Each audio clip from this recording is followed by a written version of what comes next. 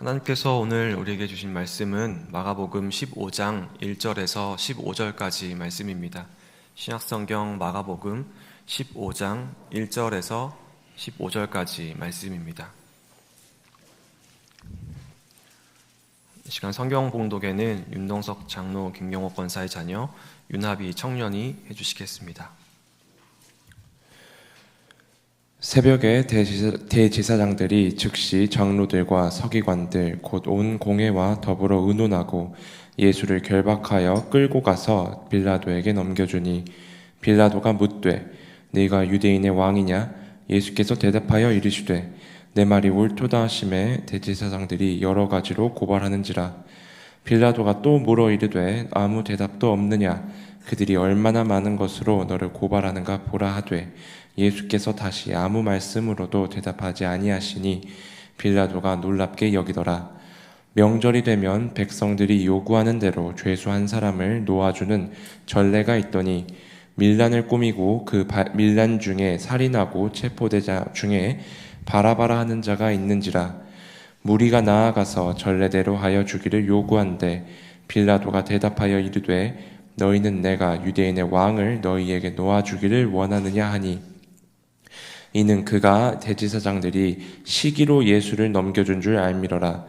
그러나 대제사장들이 무리를 충동하여 도리어 바라바를 놓아달라 하게 하니 빌라도가 또 대답하여 이르되 그러면 너희가 유대인의 왕이라 하는 이를 내가 어떻게 하랴. 그들이 다시 소리 지르되 그를 십자가에 못 박게 하소서.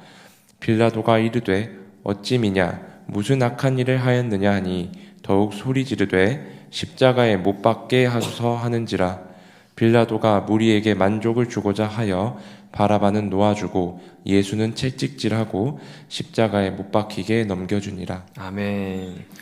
시간 성경 봉독으로 섬겨주신 우리 윤합이 청년에게 격려의 박수 하겠습니다. 시간 좋으신 주님의 은혜와 평강이 우리 모두에게 임하길 빕니다. 오늘은 우리 예수님의 고난, 그 중에서도 십자가를 더 깊이 묵상하고 기억하는 성금요일 새벽에 함께 모였습니다. 사순절의 여정이 깊어지고 십자가의 그림자가 짙어질수록 그 크신 은혜 앞에 우리의 죄로 얼룩진 또 연약한 나의 모습이 더 적나라하게 드러나는 것 같습니다. 이번 사순절 특별 새벽 기도에서 우리는 예수님을 대적한 사람들, 예수님을 대적한 무리들을 주목해보고 있습니다. 왜 그토록 많은 사람들이 예수님을 적대시했을까요? 왜 그토록 많은 이들이 예수님을 미워하고 또 예수님을 궁지로 내모으려고 했을까요? 왜 그렇게 많은 사람들이 예수님을 못마땅해 했을까요? 또 왜 그렇게 많은 이들이 예수님을 십자가에 못 박으려고 했을까요? 우리 예수님은 십자가에 못 박히실 만큼 죄가 있었던 걸까요? 도대체 왜 예수님을 없애지 못해서 많은 이들이 그렇게 안달을 냈던 걸까요? 이 질문을 한번 생각해보며 오늘의 본문의 말씀을 나누고자 합니다. 진정한 권위는 어디에서 오는가? 세상은 보통 목소리 큰 사람, 그런 사람들이 이긴다라고 이야기합니다. 가장 큰 목소리를 내는 사람, 여론을 움직이는 사람, 권력과 권위를 과시하는 사람, 이들이 역사의 중심에 서게 되곤 합니다. 오늘 우리가 살아가는 이 시대 역시 수많은 소리들로 가득 차 있습니다. 뉴스 소리, 또 인터넷의 댓글 소리, 거리에 모인 사람들의 소리, 또 온갖 거짓과 속임의 소리, 우리의 눈과 귀는 매일같이 이 세상의 큰 소리들에 휩쓸려서 살아갑니다. 그런데 오늘 본문에서 우리가 보게 되는 예수님의 모습은 사뭇 다릅니다.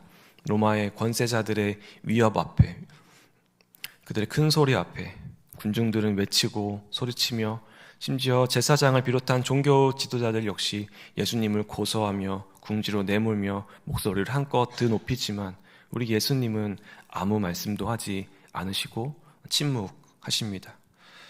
오늘 본문 1절에서 사람들은 예수님을 결박하여서 빌라도에게 끌고 갑니다.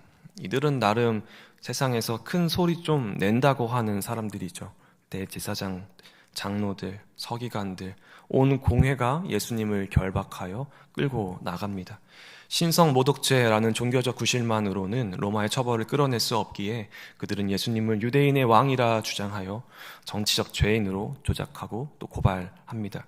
예수님이 하신 사역들, 치유의 사역들, 어울림의 사역들, 식탁교제의 사역들, 그러한 사역들을 보고 또 그러한 사역들을 보며 예수님을 믿고 따랐던 수많은 사람들이 있었던 것을 기억할 때 그렇게 예수님을 결박하여서 재판의 자리까지 세우는 일은 명백하게 권력을 동원한 모의와 선동이었습니다. 이번 특세의 주제 말씀인 시편 2편에서 말하는 것이 바로 이러합니다. 시편 2편 1절부터 3절까지의 말씀 함께 읽겠습니다. 어찌하여 이방 나라들이 분노하며 민족들이 헛된 일을 꾸미는가? 세상의 군왕들이 나서며 관원들이 서로 꾀하여 여호와와 그의 기름 부음 받은 자를 대적하며 우리가 그들의 맨 것을 끊고 그의 결박을 벗어버리자 하는도다. 아멘. 하나님을 대적하는 세상의 통치자들, 자신들의 자리를 위협하는 기름 부음 받은 자, 곧 메시아를 제거하고자 서로 손을 잡고 아우성치는 모습이 예수님을 십자가에 못 박으려고 하는 당시의 종교 지도자들과 권력자들의 모습과 꼭 닮아 있습니다. 빌라도는 묻습니다. 너가 유대인의 왕이냐? 그 물음에 예수님은 단 한마디만 대답하시죠. 너의 말이 옳도다. 새번역 성경은 당신이 그렇게 말하였소 라고 번역합니다. 이 이후에 계속되는 고소와 비난 앞에 예수님은 끝까지 침묵으로 일관하십니다. 변명하지 않으시고 해명하지 않으시며 진리의 말들로 옹호하지도 않으십니다. 예수님의 이 침묵은 어떠한 침묵이었을까요? 연약함이나 두려움의 표시가 아니라 진리의 확신에서 오는 권위이며 하나님의 뜻에 대한 전적인 순종의 표시입니다. 빌라도는 놀라서 묻습니다. 4절과 5절의 말씀인데요. 함께 같이 읽어보겠습니다. 빌라도가 또 물어 이르되 아무 대답도 없느냐? 그들이 얼마나 많은 것으로 너를 고반하는가 보라 하되 예수께서 다시 아무 말씀으로도 대답하지 아니하시니 빌라도가 놀랍게 여기더라. 아멘. 이 예수님의 침묵은 어떤 침묵인가요? 단지 소리가 없는 것, 말이 없는 것, 그러한 침묵이 아니라 거짓과 왜곡, 또 모략과 억압의 침묵으로 맞서신 겁니다. 세상의 소리가 커질수록 예수님 앞에 예수님을 윽박지르는 소리가 커질수록 하나님의 진리는 더 깊은 그 고요 속에서 선포되는 겁니다. 예수님은 스스로 변호하실 능력이 없으신 분이 아니셨습니다. 그저 단 한마디로도 그 자리를 뒤집으실 수 있는 분입니다. 그러나 주님은 침묵의 길을 선택하십니다.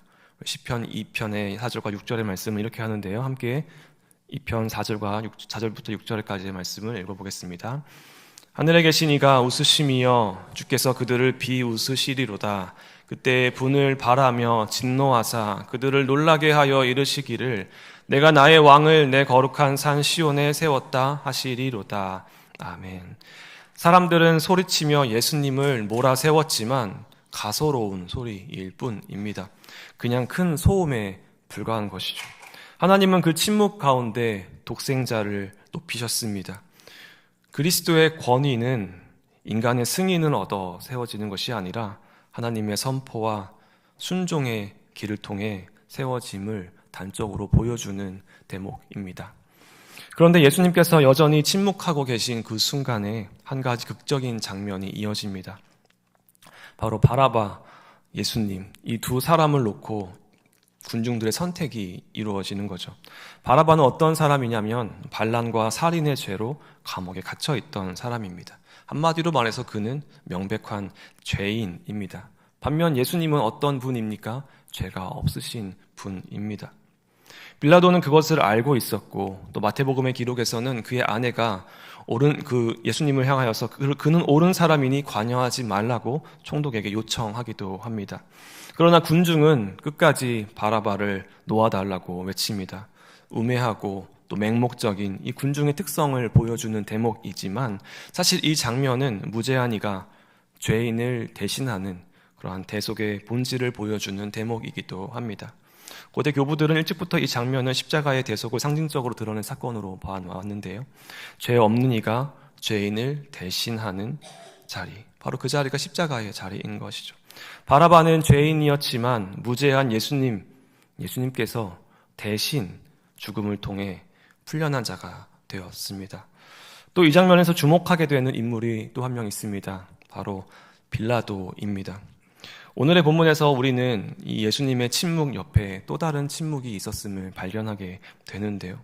이 총독 빌라도, 그는 말해야 할 때 침묵하고 또 행동해야 할 때 주저했습니다.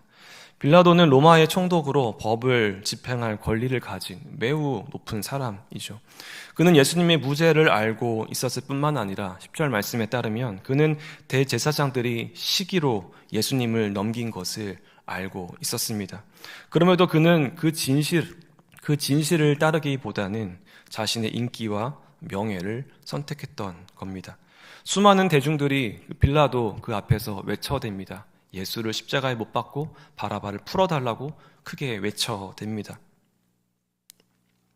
아마 그 자리에서 그 군중들의 큰 소리를 거스르게 된다면 어떻게 됐을까요? 아마도 그 빌라도의 명예가 떨어지고 그 빌라도의 이름이 땅에 떨어질 수도 있는 그러한 상황인 거죠. 그래서 그는 대중의 눈치를 보며 정치적 계산 속에서 예수님을 십자가에 넘겨주는 그러한 결정을 내립니다. 그는 예수님의 그 침묵의 의미를 전혀 이해하지 못했던 것이죠. 그는 그 예수님의 의로움을 알면서도 자신의 손을 씻음으로 책임을 외면하려고 했습니다. 자신은 더럽지 않다라고 말하지만 그의 침묵은 죄의 공범이 되는 그러한 침묵이었던 겁니다. 그는 정치적 안정을 위해서 또 자신의 명예를 위해서 정의를 내팽겨 쳐버립니다. 그렇게 결국 진실을 외면한 채 침묵한 자로 남게 됩니다. 예수님의 침묵이 하나님의 뜻을, 하늘의 뜻을 이루는 그러한 순종이었고, 빌라도의 침묵은 세상의 외침에 굴복한 타협이었습니다. 예수님은 죽음의 길을 택하며 영광의 길을 걸으셨고, 또 빌라도는 자신의 명예를 붙들다 진리를 놓쳐버렸습니다. 그렇게 예수님은 빌라도 앞에서 침묵하심으로 십자가를 향해 나아가셨습니다. 이제 서두에서 말씀드린 질문에 대한 적절한 또 하나의 답이 나온 것 같습니다. 사람들은 왜 그렇게 예수님을 못마땅했던 걸까요? 십자가에 못 박힐 만큼 그런 죄를 예수님께서 지었던 걸까요? 왜 그렇게 사람들은 예수님을 없애지 못해서, 특히 권력 있는 자, 힘 있는 자들은 왜 그렇게 예수님을 없애지 못해서 안달이었던 걸까요? 예수님은 아무런 죄도 짓지 않으셨습니다. 아무런 잘못도 저지르지 않으셨습니다. 그러나 이것이 유일한 문제였던 거죠. 죄가 없으신, 진리를 선포하시는, 능력을 내보이시는, 자비를 베푸시는 그 예수님, 결국 세상의 권력자들에게 시기의 대상이 되었던 겁니다. 당시 세상의 권력자들이 쫓던 한 가지는 바로 명예라고 하는 것이죠. 명예. 얼마나 명예를 얻느냐, 얼마나 높은 자리에 올라가느냐, 그것이 자신의 삶의 모든 의미를 결정하던 사회였습니다. 이것을 명예의 수치 문화라고 부르는데요. 이 문화에서 지배하고 있는 질서는 바로 명예의 질서입니다. 당시 명예는 그 1세기 사회 당시에 개인의 가치를 결정하는, 또 개인뿐만 아니라 그 집안의 가치를 결정하는 그러한 덕목이었습니다. 그러한 사회 자산이었던 거죠. 현대의 개인주의적 자존감이나 또 내면적 도덕성과는 달리 당시의 명예는 철저히 공동체의 시선과 인정을 통해서 주어지는 그런 외적인 가치였습니다. 명예 있는 사람은 가문, 성별, 지위, 종교적 순결성, 또 공공의 인정을 받는 행동들을 통해서 그 명예를 유지하거나 높일 수 있었던 거죠. 반대로 수치는 공동체가 인정하지 않는, 그 사회가 인정하지 않는 행동이나 상태로 인해서 개인이 명예를 잃고 공동체로부터 배제되는 그러한 상태를 말합니다. 수치는 단순한 부끄러움, 단순한 창피함이 아니라 사회적으로 인정받지 못하는 그러한 낙인과도 같았는데요. 그래서 그 사회에서는 존경받는 사람인가 아닌가라고 하는 것이 그 사람의 존재 가치와 직접 연결되었습니다. 그러면 명예는 어떻게 획득되는가? 공공장소에서 자신의 용기나 지혜나 또는 자선이나 자신의 또한 정결함이나 신앙심을 내보이고 사람들이 그것을 봄으로써 목격함으로써 얻게 되는 것이죠. 율법을 철저하게 지켰던 사람들, 율법을 사람들 앞에 철저하게 지켰던 그 바리새인들은 아마 명예가 있었을 거고요. 성전에서 많은 헌금, 큰 소리를 내는 무거운 헌금을 내는 사람도 역시 명예가 있었을 겁니다. 또 복음서에서 자주 등장하는 연회나 식탁교제 역시 명예를 주고받는 아주 중요한 방법이었습니다. 당시의 식탁교제는 단순한 친교의 시간이 아니라 다른 목적이 있었는데요. 꼭 자신들의 사회적 지위를 확인하고 자신들의 명예를 서로 높여주는 그러한 자리였습니다. 그래서 상호적으로 주고받는 일이 불가능한 사람들, 나에게 도움이 되지 않는 사람들, 곧 나보다 명예가 너무 낮은 사람들, 또 가난한 이들을 초대하는 일은 결코 없었던 것이죠. 그렇게 자신들의 명예와 권력을 공고하게 만들어가는 자리가 그 식탁교제의 자리였습니다. 그러나 예수님은 이렇게 말씀하시죠. 잔치에 가거든 높은 자리에 가지 말라. 너가 잔치를 베풀거든 가난한 자들과 몸 불편한 자들과 저는 자들과 맹인들을 청하라. 그러니까 다시 갚을 수 없는, 되갚을 수 없는, 돌려줄 수 없는, 나에게 명예를 가져다 줄 수 없는 그러한 사람들에게 베풀라라고 말씀하십니다. 성전에서 2렙돈을 드리는 과부, 수치를 느끼는 것이 당연하지만 주님은 그 과부를 높여서 명예롭게 하십니다. 결국 이 명예의 수치라는 이 지배적인 문화에서 예수님은 일종의 대항 문화, 카운터 컬처라고 할 수 있습니다. 그 문화를 완전히 뒤집어 놓으셨습니다. 사회적으로 수치의 대상이었던 세리와 죄인과 병자와 여인들과 이방인들을 그들의 곁에 서서 하나님의 백성으로 그들을 회복시키시고 심지어 그들과 어울리시며 식탁의 교제를 나누셨던 거죠. 왜 예수님의 행동이 당시 사람들에게 충격적이었는가? 당연한 결과입니다. 왜 그렇게 많은 적대자들이 있었는가? 왜 그렇게 많은 권력자들이 예수님을 미워했는가? 역시 당연한 결과입니다. 예수님은 그렇게 눈의 가시와 같은 존재로 자신들이 목숨을 걸고 지키면서 일평생 일궈넣은 그 권력을 추구하는, 명예를 추구하는 그 세계, 그 사회의 질서 가운데 그 명예 추구의 문화를 깨뜨리고 그들이 마땅히 누리던 권력을 처참히 무시해버린 죄인 중에 죄인이 되었던 겁니다. 그렇게 예수님은 십자가의 길로 걸어 나아가셨습니다. 이 명예를 추구하는 질서를 대표하는 것이 크루스스 호노룸이라는 것입니다. 크루스스는 이제 경주라는 말이고요, 여정이라는 말도 포함되어 있습니다. 또 호노룸은 이제 명예를 가리키는 말인데요. 그래서 이 말은 명예 경주 또는 명예의 길이라고 합니다. 당시 로마 사회에는 이 명예 경주가 굉장히 일반적이었습니다. 일반적이라고 하는 것은 이것이 사회 질서였다는 것이죠. 누구도 이 질서에서 벗어나지 못했다라는 겁니다. 사회적으로 명예를 쌓아서 위로 올라가는 것, 그 경로가 가장 중요했습니다. 그들에게는 이 위로 올라가는 공식적인 일종의 명예 코스가 존재했는데요. 재무관이라고 하는, 재무를 담당하는 재무관, 한 단계 더 올라갑니다. 조영관, 공공 건물이나 시장을 관리하는 사람이죠. 또 한 단계 올라가면 법무관이 됩니다. 재판을 하는 사람이죠. 또 한 단계 올라가면 이제 상당히 높은, 어떻게 보면 가장 높은 자리까지 올랐습니다. 집정관이라고 하는 자리이죠. 여기서 또 한 단계 올라갑니다. 감찰관, 집정관 출신 중에서 뽑아서 올라가는 가장 높은 곳이죠. 이러한 경로가 명예의 표지였습니다. 그러니까 당시에 사회의 시민이라면 누구나 이렇게 하급 공직에서 고위직으로 올라가는 이 코스가, 이 경로가 자신들의 명예를 드러내는 인생 최대의 목표였던 겁니다. 이 질서에서 벗어나는 이는 그냥 실패한 사람으로 간주되었을 뿐 아무것도 아닌 존재였던 것이죠. 그런데 우리 예수님이 걸어가신 길은 이와는 정반대의 길이었습니다. 이를 크루스스 푸도름이라고 합니다. 수치의 길, 부끄러움의 길이란 말입니다. 예수님은 본래 하나님의 본체였습니다. 가장 높은 곳에 계셨던 분입니다. 그런데 자기를 비워 종의 모습으로 이 땅에 오셨습니다. 그리고 거기서 멈추지 않고 죽음으로 순종하십니다. 그런데 그 죽음은 어떠한 죽음이냐면 십자가의 죽음입니다. 십자가는 당시 사회에서 가장 수치스럽고 수치스러운 죄인 중에 죄인이며 가장 하찮은 존재가 당하는 그러한 최고의 수치형이었습니다. 명예로 치자면 그 누구도 범접할 수 없는 가장 높은 곳에 계신 분이셨으나 자기를 비워 수치의 길로 한 단계 한 단계 밑으로 아래로 내려가십니다.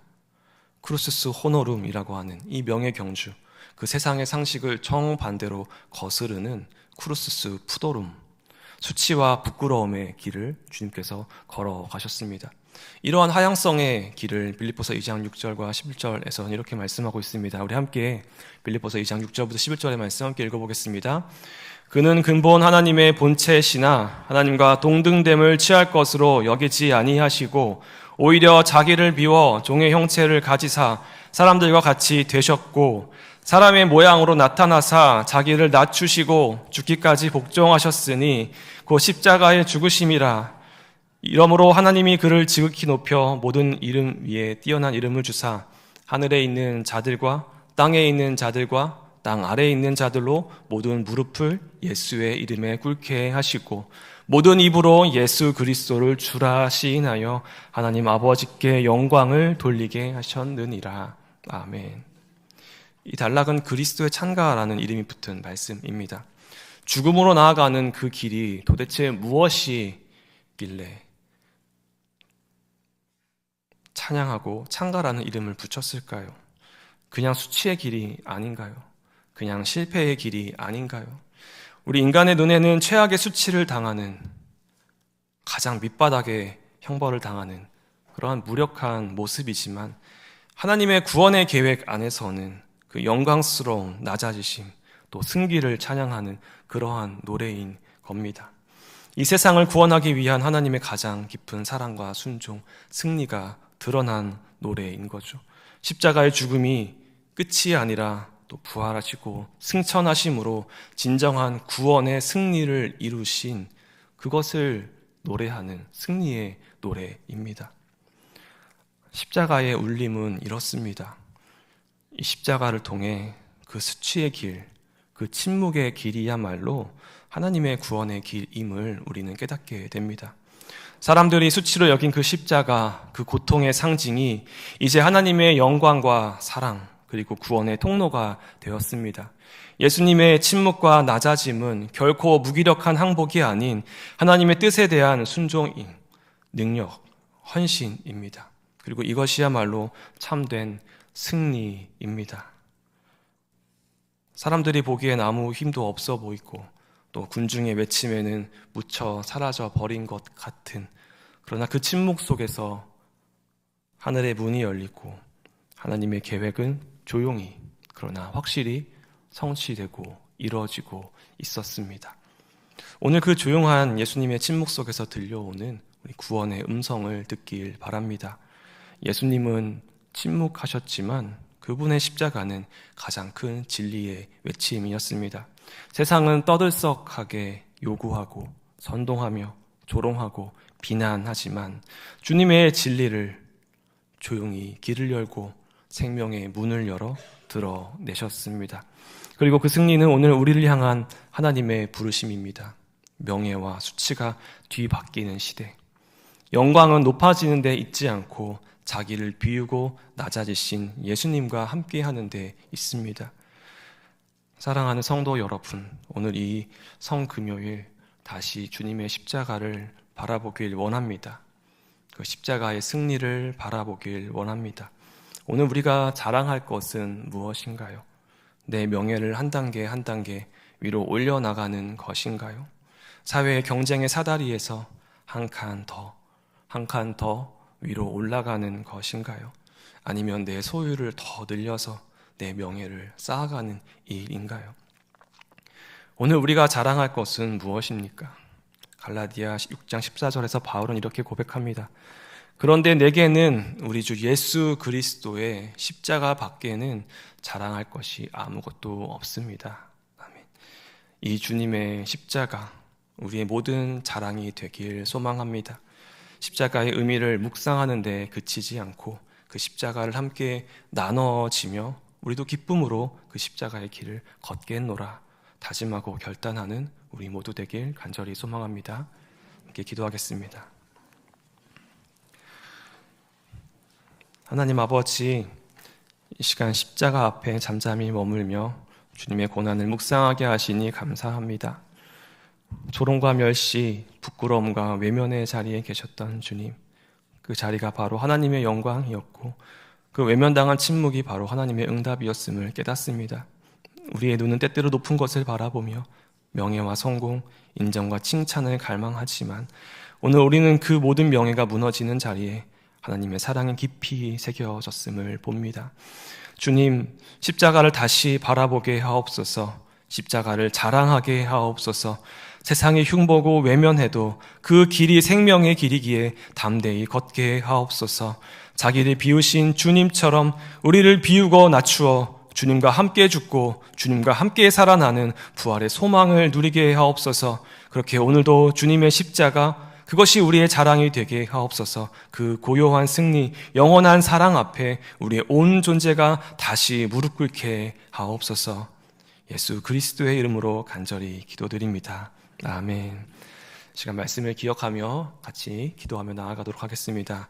세상의 시끄러운 요구와 외침보다 십자가의 조용한 진리를 듣길 원합니다. 높아지려는 욕망 대신 자기를 비우고 낮아지는 십자가의 길, 자기 부인의 길을 걸을 수 있도록 기도하기 원합니다. 십자가를 자랑하길 원합니다. 세상의 명예보다 그리스도의 십자가를 자랑하는 삶을 살 수 있도록, 고난 중에도 주님의 영광을 바라보며 믿음으로 걸어갈 수 있도록 간구하겠습니다. 또 침묵과 수치 속에서도 하나님의 뜻이 성취되었음을 믿으며 부활의 소망을 품을 수 있도록, 또 주님의 십자가를 기억하며 오늘도 고난 속에 있는 그들과 동행하는 삶을 살아갈 수 있도록 간구하길 원합니다. 시간 교회를 위해서 기도할 때 우리 일산 충신의 공동체, 주께서 십자가의 사랑으로 부르셨으니 이 교회가 세상의 영광이 아니라 하나님의 뜻에 순종하는 거룩한 공동체가 될 수 있도록 함께 기도하겠습니다. 우리 교회가 세상의 명예와 경쟁에 흔들리지 않게 하시고 약한 자를 돌보고 고난당하는 자 곁에 서며 사랑과 섬김으로 세상을 비추는 그런 빛이 될 수 있도록 기도하기 원합니다. 또 교회의 중심이 십자가가 될 수 있도록 소망하며 간구하며 나아가겠습니다. 교회의 모든 성도가 주님의 겸손과 헌신을 따라 세상 속의 거룩한 예배자로 살아갈 수 있도록 이 시간 함께 간구하겠습니다. 무엇보다도 이 시간에도 병상 가운데 또 육체의 연약함 가운데 또 고통 중에 있는 우리의 지체들을 위하여서 마음 다하여서 중보하며 나아가기 원합니다. 이어서 나라와 민족을 위해서 기도할 때 갈등과 분열과 또 불의와 폭력과 상처와 고통이 가득한 이 땅 가운데 주님의 정의와 평화가 흐르기를 소망합니다. 이 나라의 지도자들에게 하늘의 지혜와 두려움을 허락하사 자신의 명예와 유익만이 아니라 민족의 화해와 미래를 위해 겸손히 섬기는 자들 될 수 있도록 기도하겠습니다. 고난 중에 있는 이 나라가 주님의 십자가 앞에 다시 무릎 꿇게 하시고 분열이 아닌 화해를, 욕망이 아닌 나눔을 선택하는 그런 나라 될 수 있도록 기도하겠습니다. 또 계속되는 재난과 재해, 산불 피해 등의 환경 위기 앞에 있는 이 땅을 주님께서 기억하여 주셔서 주님의 위로와 손길을 더하여 달라고, 이 땅 위에 다시 은혜의 단비가 내리게 해달라고, 정의가 하수처럼 흐르는 나라가 될 수 있도록 인도하여 달라고 함께 간구하겠습니다. 또 열방을 위해서 기도할 때 특별히 캐나다의 최승일 서성미 선교사님, 또 복음문화교회 김광성 목사님과 이영실 사모님 위하여서도, 또 선교사님과 이 선교지를 위하여서도 잊지 않고 기도해 주시기 바랍니다. 이러한 기도의 제목으로 함께 시간 마음 모아 간구하며 나아갈 때 우리 주여 한번 크게 부르짖으며 기도하도록 하겠습니다. 주여!